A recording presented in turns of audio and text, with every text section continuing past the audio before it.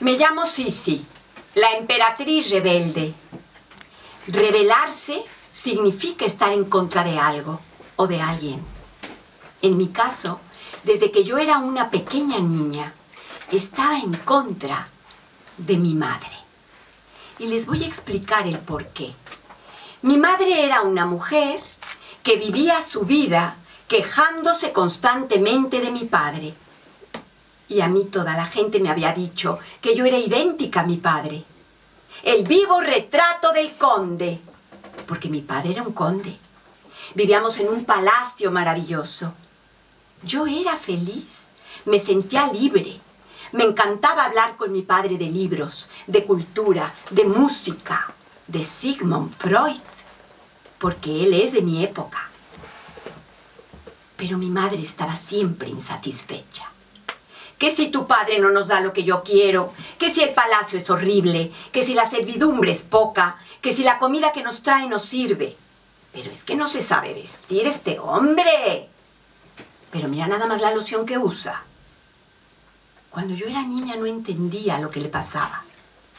Hay una palabra para ello, histérica. Hay otra palabra para ello, insaciable. Cuando yo era niña pensaba, ¿ser mujer es ser como mi madre? Pues yo eso no lo quiero. En mi país, en aquella época, un dirigente político de ultraderecha osó preguntarle a una dirigente política de ultraizquierda: dígame usted, mujer, ¿qué es ser mujer? Dígamelo. Lamentablemente aquella mujer no le supo contestar nada. ¿Cómo me hubiera gustado estar allí para decirle: ser mujer no es una cuestión anatómica, señor. Ser mujer es una realidad psíquica. Ya lo había dicho Sigmund Freud. Es increíble que actualmente se siga preguntando eso. La cuestión es que mi madre era mujer, pero era sumamente insatisfecha. Y entonces yo me revolvía dentro de mí. ¿Habrá otra manera de ser mujer? Porque casi todas las que conocí eran iguales.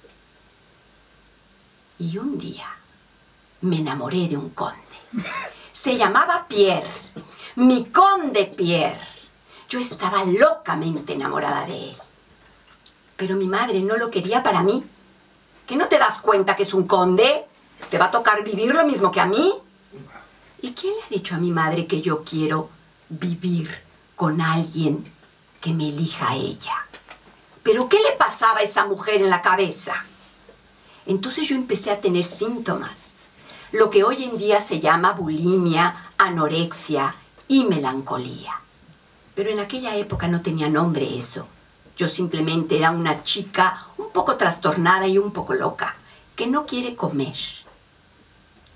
En aquel momento vino el compromiso de mi hermana Elena con el emperador de Austria.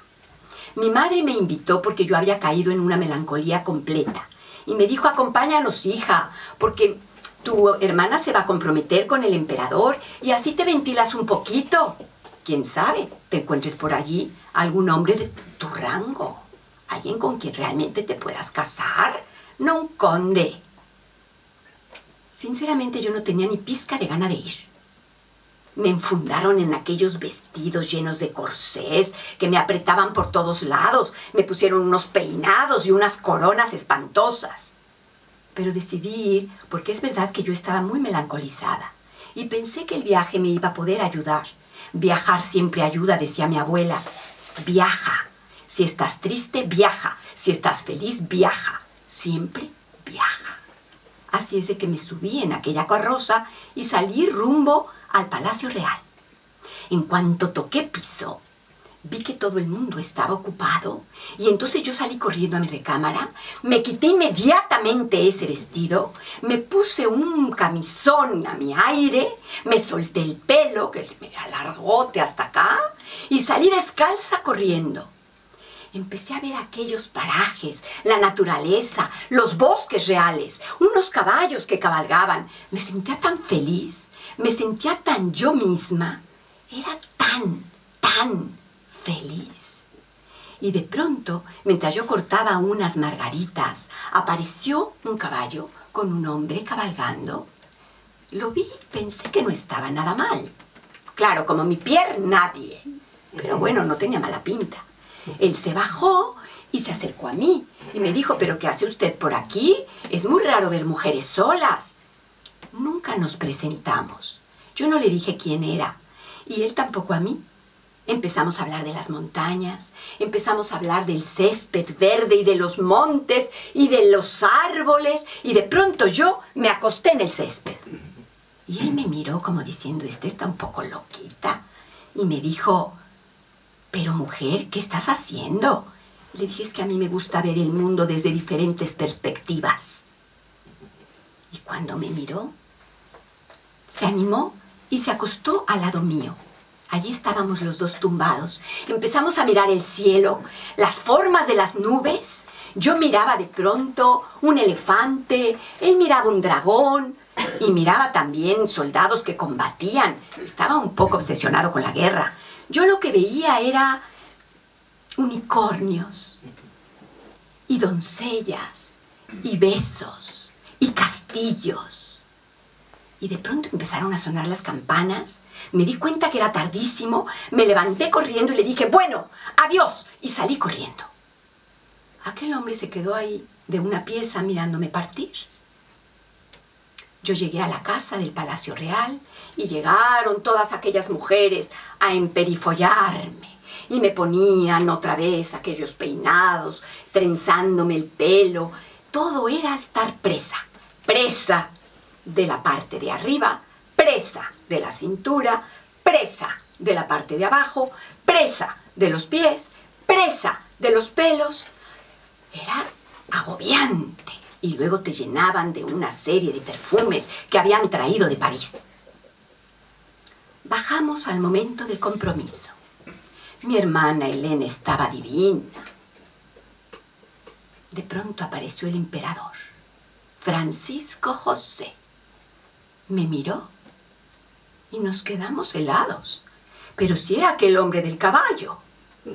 Se acercó a mí, me cogió la mano y me sacó a bailar. De la noche a la mañana, ante la mirada, completamente sorprendida de toda la familia y de todos los amigos y de todo el país, pero sobre todo ante la mirada triste, rabiosa y encolerizada, tanto de mi madre como de mi hermana, me convertí en la emperatriz Isabel de Baviera. Mi marido me adoraba. Tengo que confesar que yo a él no. Pero a veces he pensado que en los matrimonios merece mucho la pena que él ame más que una. Me quería tanto, pero tenía que gobernar. Y no me dedicaba el tiempo que yo necesitaba. Yo no era una mujer para dejar sola. Él lo que hizo fue dejarme un poco libre. Entendía que yo era, me decía él, un potro desbocado. Me la pasé viajando. Él tenía que gobernar un país. Pero yo no estaba por la labor de ser la acompañante del gobernador del país. Así que la mayor parte de nuestro matrimonio yo me la pasé viajando. Y fíjense ustedes, mi marido me dejó tener admiradores. Y digo me dejó porque estamos hablando de una época en la que las mujeres no solían tener amigos. Yo tenía muchos amigos. Prefería a los hombres que las mujeres, porque a mí las mujeres me parecían un poquito envidiosas y no eran muy buenas amigas mías. Pero en cambio los hombres me contaban cosas interesantes, eran cultos, eran simpáticos. ¿Será que yo me llevé siempre también con mi padre? Y mi marido entendía que yo necesitaba tener amigos varones. Uno de ellos se llamaba Gyula Andrassy. Era otro conde. Yo me voy por los condes. ¿Qué le vamos a hacer? Para mi emperador. Y el conde húngaro me amaba con pasión. Yo siempre le decía que teníamos que tener mucho cuidado, porque pueden incluso hasta cortarte la cabeza con esas cosas. La verdad es que todo el mundo rumoraba que mi última hija era la hija del conde. Yo jamás ni lo confirmé Ni lo desmentí. Mi marido me adoraba. Yo tenía que llevarme ese secreto a la tumba. Menos mal que no había ADN. La cuestión es que pasando el tiempo, un día, una de mis hijas se acercó a mí y me dijo: «Madre, ¿por qué estás tan insatisfecha con lo que te da papá? Vivimos en un gran palacio. Tenemos de comer, tenemos servidumbre. Somos la familia más importante de Austria. Y tú siempre estás triste. Y siempre estás insatisfecha». Y ese día, por primera vez en mi vida, me di cuenta de que Freud tenía razón con sus teorías. La mente humana es complicada. Hay transmisiones inconscientes que no podemos controlar. Cuando yo era niña, yo le preguntaba eso a mi madre. Y ahora que yo era la madre, mi hija me lo pregunta a mí. Y tenía razón.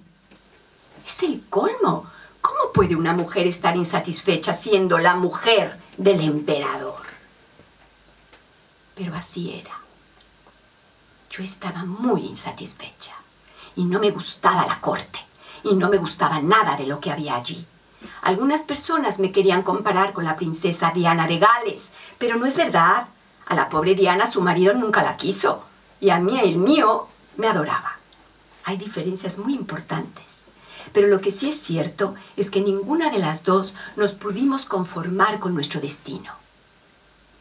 Yo pregunto hoy en día a las emperatrices de ahora, no por coronas o por títulos, las mujeres que vamos por el mundo en el siglo XXI, que nos casamos, que tenemos hijos, que nos divorciamos, ¿acaso no repetimos también insatisfacciones de nuestras propias madres?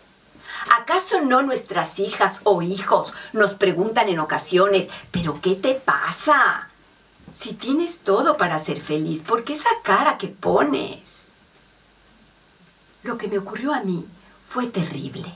Y fue terrible porque yo no tuve la suspicacia de comprender lo que yo representaba. Yo creía que era la emperatriz amada por el pueblo. Y yo iba por las calles sin escolta.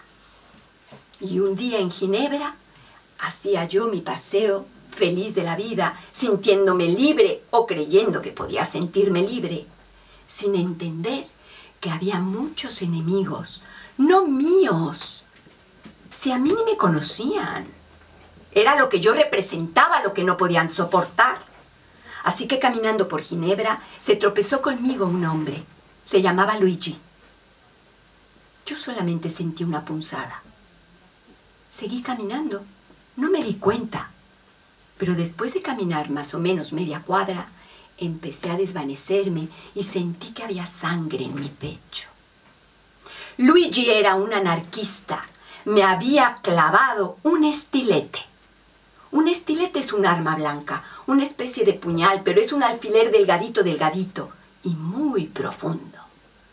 Eso es lo que me clavó Luigi cerca de mi corazón. Cuando me di cuenta que iba a morir, mientras me desvanecía, quise preguntar por qué me había matado. Si yo no le había hecho daño, si ni siquiera me conocía. Y entonces vino a mi mente la leyenda que me contó una vez mi padre. Era sobre un zorro y un colibrí. Me dijo mi padre que en un bosque había un zorro que tenía un colibrí que volaba por encima, con esos colores preciosos de los colibríes y con su piquito tan mono. Y entonces el zorro le dijo: «Señor colibrí, usted vuela muy despacito. Mire, le voy a dar a usted un consejo. Vaya a aquel nido que está en aquel árbol, en la punta, ¿lo ve?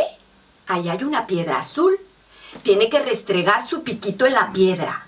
Y entonces usted va a correr. No tiene idea la manera como volará. Va a ser la envidia de todo el bosque». El colibrí, inocentemente, fue a aquel nido. Y apenas se posó en él, llegó un águila y lo devoró. Un amigo del zorro, que miró toda la escena, le preguntó: «Pero señor zorro, ¿por qué ha enviado usted al colibrí a la muerte? Usted sabía que era un nido de águilas». Entonces el zorro le contestó: porque no soporto que nadie vuele por encima de mí. Me llamo Sisi, la emperatriz rebelde, y estoy aquí para decirles que el 10 de septiembre de 1898 me asesinaron de una manera brutal en Suiza. Yo tenía 60 años de edad.